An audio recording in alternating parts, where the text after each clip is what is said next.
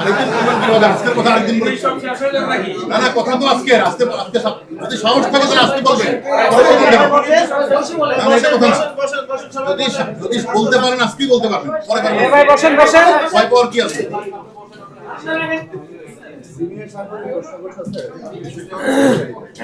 মাননীয় additional commissioner, আপনারা আজকে 4 জনকে গ্রেফতার করে বলছেন যে মেট্রো রেলে তারা হামলা চালিয়েছে, তারা সবাই জাতীয়তাবাদী ছাত্র দলের নেতা এবং এই ঘটনাটি ছাত্র শিবির জামাত করেছে, বিএনপি করেছে।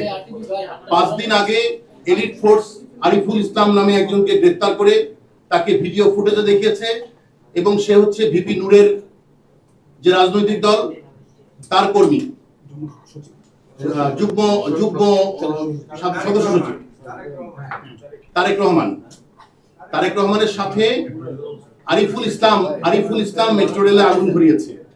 আপনারা তাদের কোনো সম্পৃক্ততা পাচ্ছেন না এবং এলিট ফোর্স র্যাব আপনারা যাদের কথা বলছেন তাদের কোনো সম্পৃক্ততা পাচ্ছে না। তাহলে কি বৈপরীত্য আছে কেন? আপনারা কি ভিপি নূরকে বাঁচাতে চাচ্ছেন?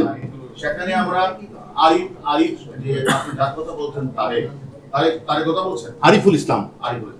আমি আপনাদের বলছি অন্য কে কি বললো সেটা না, এখানে যেহেতু হাজার হাজার মানুষ অংশগ্রহণ করেছে এই ধ্বংসলীলা, তারা মেট্রো রেলে গাজীপাড়া এবং হাজার হাজার মানুষ অংশগ্রহণ করেছে।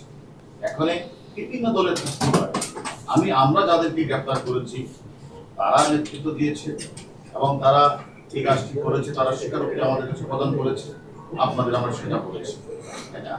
আমার মনে করি এখানে অন্যান্য জামাত শিবির চক্রের গ্রুপ থাকতে পারে, সেখানে ভিপি নূরের চক্র থাকতে পারে।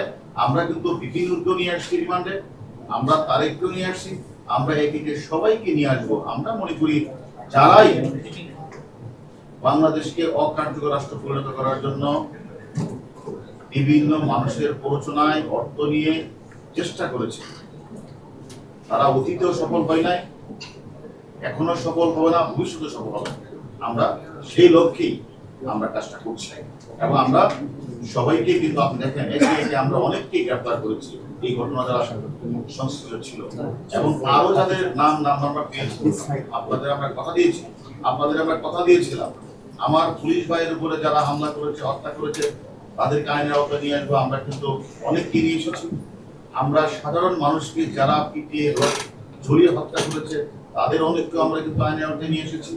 আমরা মনে করি মেট্রো রেলে যারা আগুন লাগিয়েছিল, আমরা ছাত্র দলের অনেক নেতৃবৃন্দ তাদের বস যারা হুকুম দিয়েছে সকলের নাম আমরা পেয়েছি।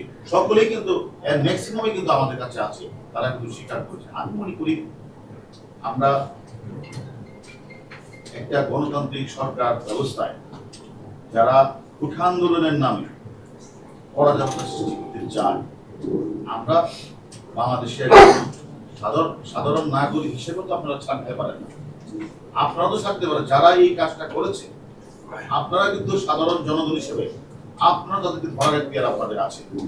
আপনাদের কাছে আমার বিনীত অনুরোধ থাকবে, আমাদের আইন শৃঙ্খলা বাহিনী যেরকম ভাবে সব জায়গায় বুঝতে চেষ্টা করছে তাদেরকে গ্রেফতার করা, আপনাদের কাছে যদি সচেতন নাগরিক হিসেবে সাংবাদিক হিসেবে তথ্য থাকে, এই সকল অপরাধীরা, এই দুর্বৃত্তরা যারা দেশকে অকার্যকর করার জন্য ঢাকা শহরে এই তাণ্ডবলীলা চালিয়েছিল, তাদের নাম্বারটা যদি আপনারা প্রকাশ্যে না পারেন তুলে দিয়ে আপনারা পারলে ধরে আমি এদেরকে সকলে মিলেই প্রতিহত করব। সাংবাদিক সাঈদকে আপনারা গ্রেফতার করেছেন, সেও কি বাংলাদেশ রাষ্ট্রকে অকার্যকর করতে চেষ্টা করেছিল?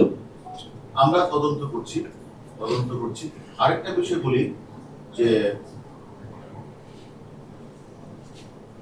আমরা যাদেরকে নিরাপত্তার স্বার্থে আমরা নিয়ে এসেছি, সেফটি এবং সিকিউরিটির স্বার্থে, আমি এটাও বলবো, আমরা আগে যেমন বলেছি যে আমরা টিভিতে আমরা তাদেরকে জিজ্ঞাসাবাদ করছি, আমি তাই তাদের সেফটি সিকিউরিটির কথা চিন্তা করে আমরা তার পরিবারের কাছে অনুরোধ করবো, দুশ্চিন্তা করার মতো কিছু নেই।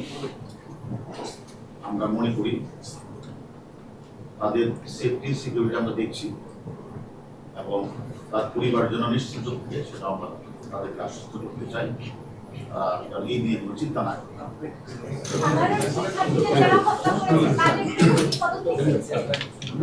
সাধারণ শিক্ষার্থীদের যারা কালকে বলবো না কিন্তু আজকে